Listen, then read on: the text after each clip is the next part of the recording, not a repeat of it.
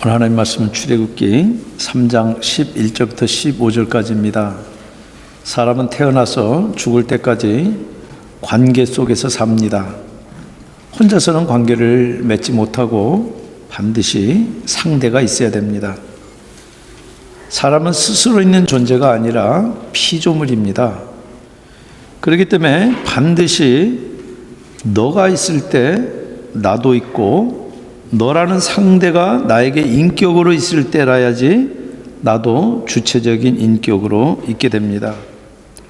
존엄한 인격으로 너를 대할 때 나도 존엄한 인격이지, 너를 수단으로 대하면은 나 자신도 결국 수단이 되고 하찮은 사람이 되고 맙니다.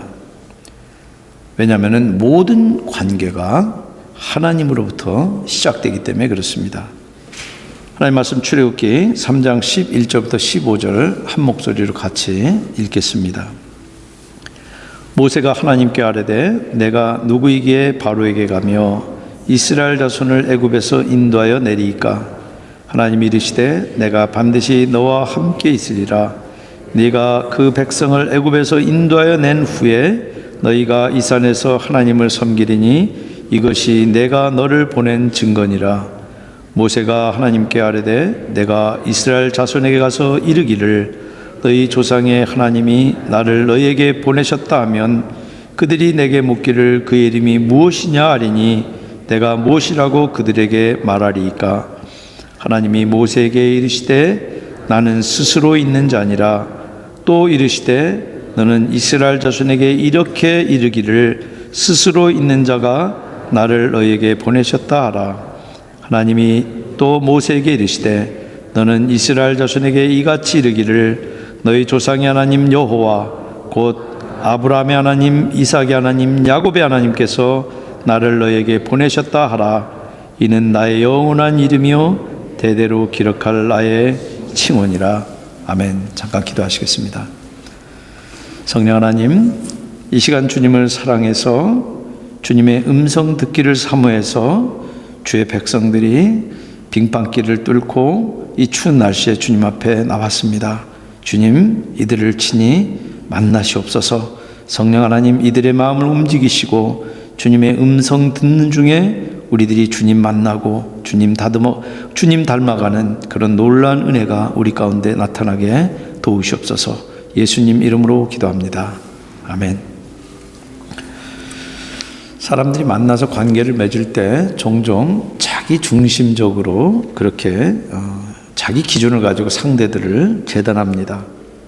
나는 뭔가가 상대에게 있을 거라는 그런 생각보다는 자기 기준에서 벗어나면 쳐냅니다. 언젠가 제가 밤에 운전을 하고 이 브로드웨이 길을 가는데 맞은편에서 오는 미국인이겠죠, 물론. 이 사람이 하이빔을 올렸다 내렸다 하고 크랙션을 누르고 그렇게 지나갑니다. 저는 운전할 때 상대편 차에 운전자를 보지 않는 것을 원칙으로 하기 때문에 안 봐서 누군지는 몰라요. 그 속으로 참 별놈 다 있네. 그러고 나서 이상해서 계기판을 봤더니 제가 헤드라이트를 끈 채 운전하고 있는 거예요. 여러분들, 우리들은요, 우리 기준에 사로잡혀 있는 안에는 그런 고마운 분도 별놈이라고 하는 사람들입니다. 그게 우리들이에요. 여러분들은 안 그러신지 모르겠어요. 저는 그랬습니다. 많은 경우에 사람을 물건 취급하거나 이용 가치에 따라서 대할 때가 있습니다. 그래서 한국 속담에도 달면 삼키고 쓰면 뱉는다라는 표현이 바로 그런 것입니다. 그런데 사람 관계만이 아닙니다. 하나님에 대해서도 우리가 그럴 때가 많습니다. 저도 그럴 때가 많이 있어요. 하나님을 정말 목적이 아니라 수단으로 대하고, 그리고 정말 하나님이 말씀이 내가 듣고 싶어하는 그런 말씀이 아닌데도 내가 그런데도 그 말씀을 잘 안 듣게 돼요. 하나님은 내가 온 존재를 기울여서 배우는 그런 분이신데 내 소원이나 풀어주고 나를 위로해 줄 그런 우상으로 우리가 믿기 때문에 그렇습니다. 그리고 그런 신앙 태도는 반드시 대인관계에도 나타납니다. 하나님을 목적으로 대하려고 애를 쓰는 사람은 사람을 대할 때도 목적으로 대하려고 애쓰기 마련입니다. 지금 이 불타는 떨기나무 사이에서 하나님의 부르심을 받은 모세가 내가 누구이기에, 이 히브리 종속절로 키라고 하는 것에 따라 나오는 절은 겸양과 자기 비하, 그 뜻의 이기입니다. 자기 지금 동족이 고통당하는 거 잘 알고, 그리고 내가 지금 어떻게 살아야 할지 고민하는 모세지만은 선뜻 나설 수 없는 모세 나름의 이유가 있습니다. 40년 광야 학교에서 모세는 지극히 혼란스럽고 철저히 낮아진 겁니다. 자기가 애굽에 있을 때만 해도 자기 힘과 배움을 가지고 무엇인가 할 수 있을 줄로 과신했어요. 그러니까 사도행전 7장 23절에도 보면 이스라엘 자손을 돌볼 생각이 나더니, 내가 좀 뭔가 좀 돌봐야 되겠다고 그런 동기가 있는 겁니다. 그래서 동족이 당하는 이 어려움쯤이야 내 힘이면 해결할 줄 아니까 힘으로 폭력을 제압한 겁니다. 여러분들, 통제 안 된 힘은 통제 안 된 불같이 위험해서 관계를 깨고 파괴시키지 절대 건설적으로 세울 수 없습니다. 애굽인을 그렇게 쳐 죽인 모세가 사도행전 7장 25절에 보면은 하나님이 자기 손을 통해 구원해 주시는 것을 동족이 깨달았으리라 그렇게 여겼어요. 그리고 자기 배움 정도면은 동족들이 겪고 있는 갈등쯤이야 쉽게 해결할 줄 알고 중재한 거예요. 끼어든 거예요. 그랬다가 갈등만 키우고 쫓겨날 때도 모세는 그들이 깨닫지 못한 줄로 여깁니다. 문제가 자기에게 있다라고 하는 것은 전혀 생각하지 못하는 거예요. 저놈이 지금 왜 저렇게 크락션 누르고 왜 지금 하이빔 키고 지금 저러고 가지? 근데 과신만큼이나 지나친 자기 비하도 옳지 않습니다. 따라붙는 말이 내가 누구이기에 바로에게 가며, 자기 비하를 넘어서서 지금 열등감입니다. 애굽 왕궁에서 미디안 광야로 도망쳐서 처가에 얹혀 사는 양치기 주제에 어떻게 감히 바로 앞에 설 수 있느냐? 열등감이에요. 그러면 열등감은 비교에서 나옵니다. 비교하면요 반드시 열등감이나 우월감이 생길 수밖에 없습니다. 비교해서 나만 못하면은 우월감, 나으면은 열등감이 생기는 거예요. 당대 최강대국의 왕인 바로하고 비교하니까 오죽하겠습니까? 그런데 한국인들은 거의 모든 것을 비교하는 것 같습니다. 최종 학력에서부터 사는 아파트 평수까지, 나중에는 심지어 몸무게까지 비교를 하더라고요. 그러니까 평균 체중인 대다수가 자기는 비만이라고 그러는 거예요. 여러분들, 외모를 가지고 끊임없이 비교하니까 외국 신문들이 한국을 가리켜서 성형 왕국이라고 그렇게 부르는 것 아닙니까? 기형을 바로잡기 위해서 성형하는 것, 그 나쁘다고 이야기할 수 없습니다. 그러나 주님이 주신 몸에 결점이 있다고 여기고 끊임없이 그것을 고치려고 드는 것은 신드롬이에요. 신드롬은 정신질환의 일종입니다. 저는 한국 사람들의 절대 다수가 그런 신드롬을 앓고 있는 것 같아요. 여기 계실 때는 여기서 자녀들 교육하는, 이 미국에서 교육하는 것 보고 참 좀 다르게 해야 되겠다. 그리고 가셨던 분들 제가 한국 가서 만나 뵀어요. 가서 1년도 안 돼가지고 다른 사람들하고 계속 비교하니까 우리 애가 처져서 안 되겠어요. 그리고 그냥 다 돌아가시더라고요. 여러분들, 자존감이 중요합니다. 자존감이 어디에서 깨지냐면요, 비교할 때 깨집니다. 여러분들, 내가 가진 존재는 내가 가지고 있는 소유나 외모나 타이틀로 그 가치가 먹여지는 거 아닙니다. 근데 사회가 좀 잘못됐어요. 지금 국회 청문회 나오는데 어떤 그 청문회 증인이 외모가 좀 잘났어요. 그랬더니 지금 청문회 증인은 나와서 객관적인 사실을 정확하게 이야기하느냐가 포인트인데 그 사람 외모를 가지고 이 사람 이쁘니까 봐주라 그래요. 이거 집단적인 정신병자들입니다. 여러분들, 바로하고 비교해가지고 소유나 타이틀을 견주니까 모세 아니라 누구라도 자존감을 가질 수 없는 겁니다. 여러분, 잘 들으시기 바랍니다. 여러분은 온 천하보다 귀한 분이에요. 왜냐하면 창조주 하나님이 바로 여러분 한 사람을 위해서 죽으신 분이에요. 하나님이 여러분들에서 생명을 대신 값으로 내신 분이에요. 하나님의 생명보다 더 귀한 게 있습니까? 여러분, 한 분 한 분이 고귀하고 그리고 고유해요. 근데 어쩌자고 비교를 합니까? 오만한 자는 자기 환상과 자만심을 사랑하고 마음이 가난한 사람은 자기 부족을, 자기의 결핍을 사랑합니다. 토마스 모튼의 이야기예요. 여러분들, 자기 부족도 결핍도 사랑하시기 바랍니다. 왜냐하면 그 부족도 결핍도 하나님이 쓰시면은 모자람이 하나도 없는 것입니다. 모세의 또 다른 걸림돌이 바로 자기 동족입니다. 그 나머지 답변, 이스라엘 자손을 애굽에서 인도하여 내릴까? 폭력적인 방법은 모세가 틀렸어요.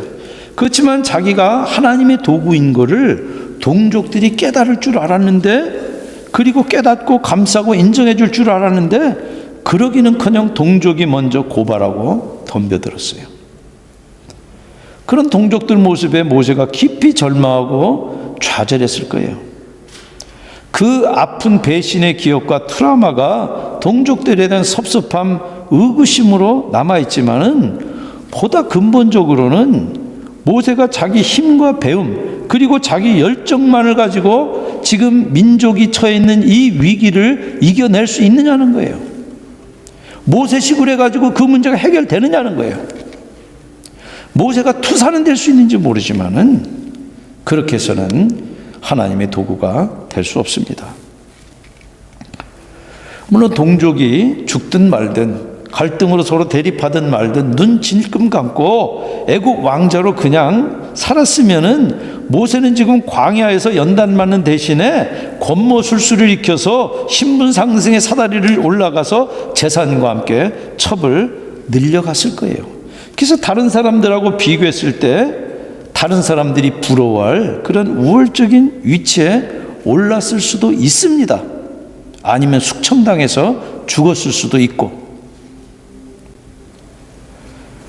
그 희생을 무릅쓰고 공의를 택한 모세의 그 호의가 악으로 돌아올 때 그 배신감, 그리고 그렇게 해서는 하나님의 도구가 될 수 없다라고 하는 자괴감이 모세를 40년 동안 괴롭혔을 것입니다. 근데 생각해 보세요. 모기 한 마리 때려잡는다고 지카 바이러스가 잡힙니까? 과연 그 방식으로는 모세는 동족을 구할 수 없습니다.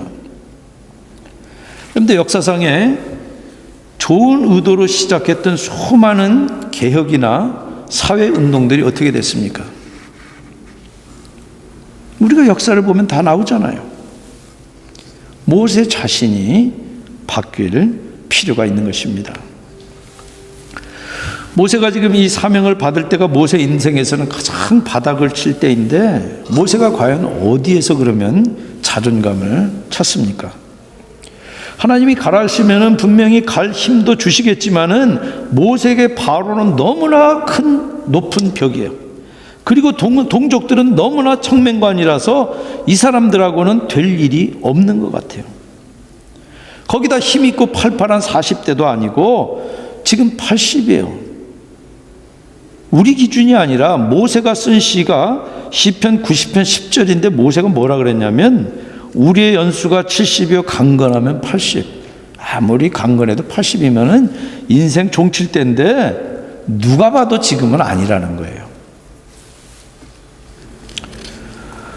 교만을 자신감으로 아는 게 오만이고요. 자신감을 교만으로 아는 게 겸손입니다. 말장난 같지만은 오만이 모세에게 지금 애굽에서 모세 발목을 잡았다면은 지금 호렙산에서는 지나친 겸손이 모세의 발목을 잡고 있는 것입니다. 여러분, 역설적으로요, 잘나고 똑똑한 사람은 자기 일하기 바빠서 하나님 일 못합니다. 오히려 모자라고 뭔가 부족한 사람이 하나님의 일을 합니다. 왜냐하면 그런 사람은 하나님을 의지할 수밖에 없기 때문에 그래요. 정말 말 잘하는 그런 사람들이 설교자가 되지 않고 저같이 버벅거리고 정말 논리도 약하고 그래서 설교 한 편 준비하려고 그러면 그냥 길을 써야 되는 사람을 왜 하나님이 쓰시겠어요? 하나님 의지 안 하고는 그 일을 못하기 때문에 하나님이 쓰시는 겁니다. 그래서 빌립보서 4장 13절에 내게 능력 주시는 자 안에서 내가 모든 것을 할 수 있느니라. 하나님이 능력 주시면은 못할 일이 없고 하나님이 함께하지 않으시면은 우리가 할 수 있는 일이 없는 것입니다. 인생의 바닥을 친 이 모세에게 그런 자존감을 주시기 위해서 하나님이 내가 반드시 너와 함께 있으리라. 그 약속과 함께 지금 내가 만나는 이 호렙산에서 네가 출애굽한 동족들을 이끌고 와서 나를 예배하는 것이 증거가 될 것이다. 그렇게 하나님께서 구체적인 약속까지 주십니다. 그런데 모세가 이번에는 더 근원적인 질문을 던집니다. 모세가 핑계를 대기 위해서 되는 질문이지만요, 이거는 모세가 내가 누군가 하는 이 질문과 함께 반드시 던져야 되는 질문인데 그것이 13절입니다. 내가 그들, 동족들이에요. 그들이 내게 묻기를 그의 이름이 무엇이냐 하리니 내가 무엇이라고 그들에게 말하리이까. 하나님 당신 누구냐는 거예요. 이름을 여쭈니까 하나님이 야훼, 그것을 모음을 집어넣어서 여호와로 이렇게 읽습니다. 그 뜻이 I am who I am이에요. 나는 스스로 있는 자다. 하나님이 지금 6절, 13절, 15절, 16절에 이스라엘 조상의 하나님으로 먼저 당신을 소개했어요. 그 말씀은 대를 이어서 지금 만나는 이 현존하는 이 사람하고 이 관계가 끝이 아니라 믿음의 조상들이 과거에 함께 맺었던 그 약속을 기억하고 지금 그 약속을 이뤄가고 그리고 영원히 그 약속을 지켜가는 분이시라는 뜻이에요. 여러분, 히브리어로 되어 있는 구약 성경을 헬라어로 번역한 것을 70인역 셉투아전트라고 이야기를 합니다. 거기에 바로 나는 스스로 있는 자니라는 이 여호와를 에고 에이미로 번역을 합니다. 여러분들, 얼마 전에 우리가 요한복음 강의했잖아요. 요한복음에서 예수님께서 당신을 소개할 때 일정한 포맷을 가지고 당신을 소개했는데 그게 뭐였습니까? 그게 바로 에고 에이미요. 나는 목자여 너희는 양이다. 나는 포도나무여 너희는 가지다. 나는 길이요 진리요 생명이니 나로 말미암았거늘 아버지께로 올 자가 없느니라고 했을 때 바로 전부 에고 에미라고 하는 포맷을 가지고 당신의 실존을, 당신의 존재를 소개하셨어요. 그래서 그 이름의 뜻을 풀면은 네가 어려울 때 내가 있다. 그러니까 너는 나를 의지하고 의뢰하고 신뢰하고 의지할 수 있다. 나는 오직 내가 있는 방식으로 있지 사람이 자기 목적을 이루기 위해서 수단으로 나를 삼거나 나를 매수할 수 없다. 나는 오직 나일 뿐 다른 그 누구에 의해서도 규정되지 않는 자존자다. 그렇기 때문에 그 어떤 틀에도 얽매이지 않고 심지어 죽음도 나를 제한할 수 없다. 그 뜻이에요. 여호와 이름에 그런 뜻이 있습니다. 여호와가 누구신지 알린 이 말씀은요, 실제로는 진실로 내가 너와 함께 있으리라 하신 그 맥락에서 그 말씀을 하신 겁니다. 다시 말해서 이 말씀은 당신의 정체성을 설명한들 피조물이 자존자를 이해할 수 있습니까? 이해 못해요, 다. 그래서 포인트는 지금 당신의 정체성을 우리들로 하여금 다 알려주겠다는 것이 포인트가 아니라 당신 백성들을 위해서 항상 그들 곁에 함께 계시겠다는 거예요. 내 백성이 있는 곳에 여호와 이름으로 내려와서 그들이 아프면 내가 함께 울고, 그들이 기쁘면 함께 웃고, 그들이 고통당하면 내가 함께 고통당하면서 그들과 함께 그들을 돕는 임마누엘의 하나님이라는 뜻입니다.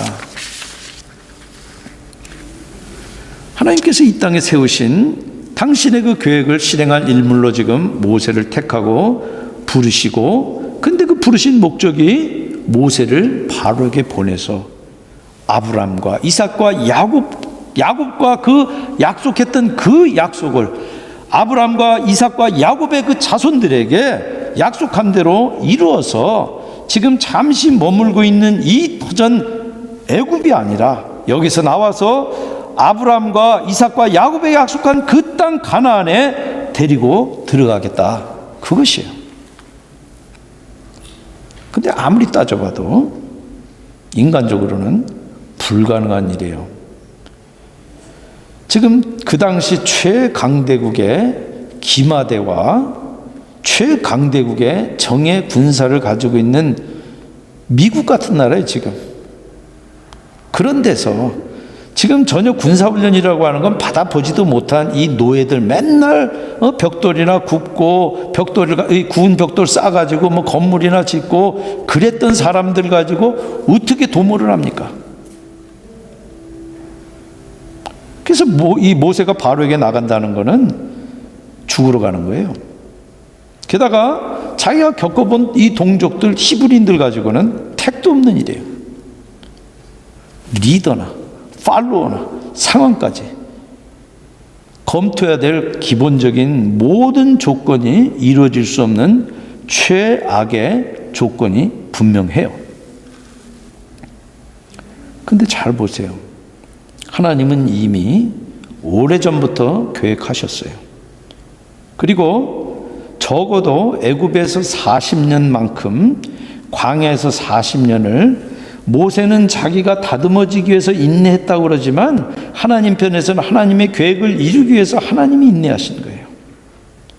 그래서 짧게는 40년, 80년, 길게는 요셉의 기준으로 봤을 때는 하나님께서 가나안 땅에서 다시 애굽으로 이스라엘 백성들을 보내면서 계획하시면서 기다리신 기간이 430년이에요.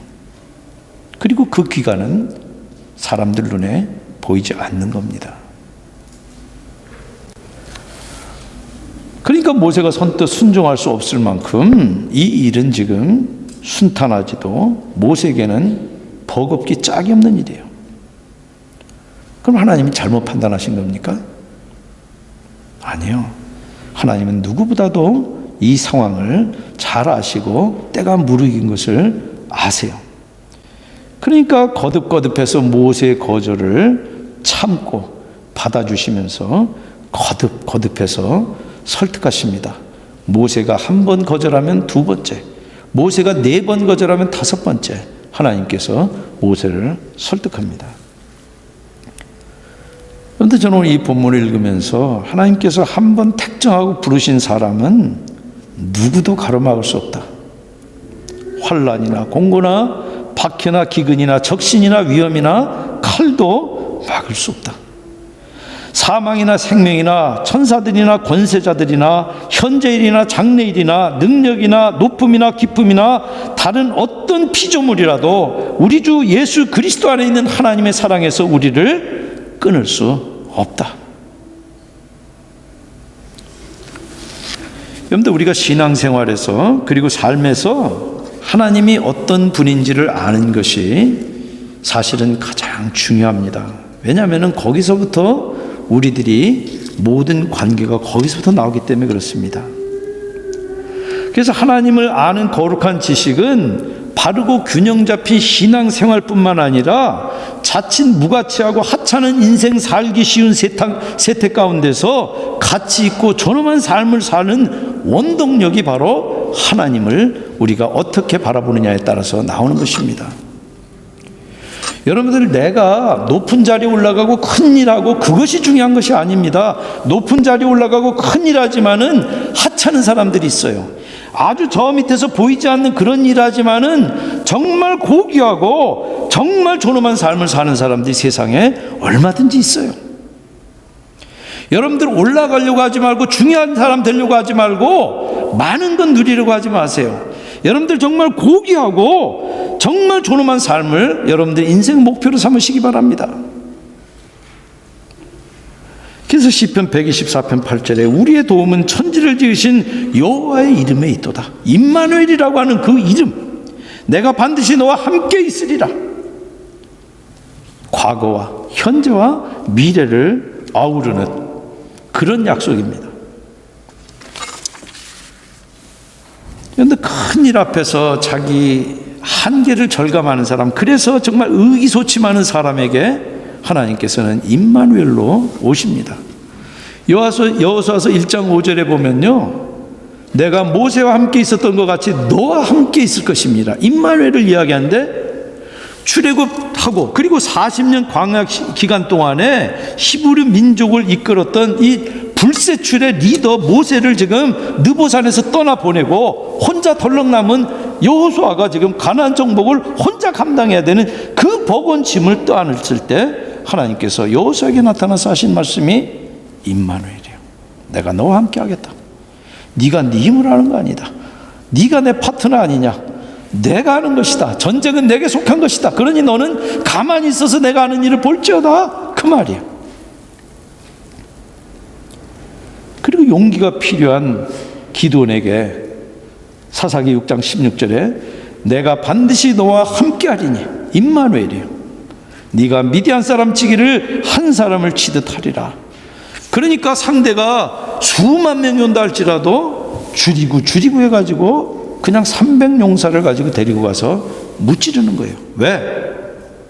전쟁은 우리들에게 속한 것이 아니라 주께 속한 것이기 때문에. 그리고 자기 손을 통해 구원해 주시는 하나님의 뜻을 이루는 도구가 그 임무 수행을 방해하는 거대한 환경이나 강력한 정권에 맞서야 될 때 주시는 약속이에요. 그런 뜻에서 이 12절에 모세가 받은 임마누엘의 약속은 모세 가슴 깊이 용기를 불어넣어 주는 것과 동시에 나는 하나님의 파트너다. 내가 지금 손잡고 계신 분이 하나님이라고 하는 자존감을 심어주는 그 약속입니다. 그런데 그 약속이 바로 누구에게 이루어집니까? 마태복음 1장 23절에 우리가 곧 성탄절을 맞이하는데 우리 이 땅에 우리 인간의 모습을 입고 우리와 같은 한 사람으로 태어난 이가 누구라고 이야기합니까? 임마누엘, 하나님이 우리와 함께 하시는 예수 그리스도예요. 그래서 마태복음 1장 23절 초입과 그리고 마지막에 예수님께서 부활 승천하시기 전에 마태복음 28장 20절 마지막 절에 볼지어다 내가 세상 끝날까지 너희와 항상 함께 있으리라, 임마누엘로 시작해서 임마누엘로 끝나는 거예요. 구약 시대에는 모세나 이스라엘 백성들만 받던 약속이에요. 그러나 이제는 온 땅에 보편적으로 선포됐어요. 임마누엘 하나님이 내가 너와 항상 함께하겠다. 그래서 누구든지 지금 그 약속을 듣고 주님의 손 붙잡는 모든 사람이 파트너가 되어서 임마누엘을 경험하게 하시겠다는 거예요. 그래서 여러분들, 우리들이 이 땅을 얼마나 가치 있고 정말 존귀하게 살아가느냐라고 하는 것은 내가 정말 얼마나 임마누엘 하나님을 손잡느냐, 거기에 따라서 결정이 되는 것입니다. 내가 임마누엘 하나님과 동행할 때 내가 가지고 있는 인간적인 한계가 분명히 있어요. 감정적인, 경험적인 지식과 소유와 그리고 내가 가지고 있는 어떤 열등감과 어떤 한계들 분명히 있어요. 그러나 나 때문이 아니라 내가 손잡은 그분 때문에 내가 그것들을 뛰어넘으면서 하나님의 도구로 쓰임받는 거예요. 그렇게 해서 내 한계를 뛰어넘고 세상 풍조를 거스리는 그런 살아있는 생명으로 살아갈 수가 있는 것입니다. 저는 오늘 이 장면을 보면서 이 장면이 어떤 장면입니까?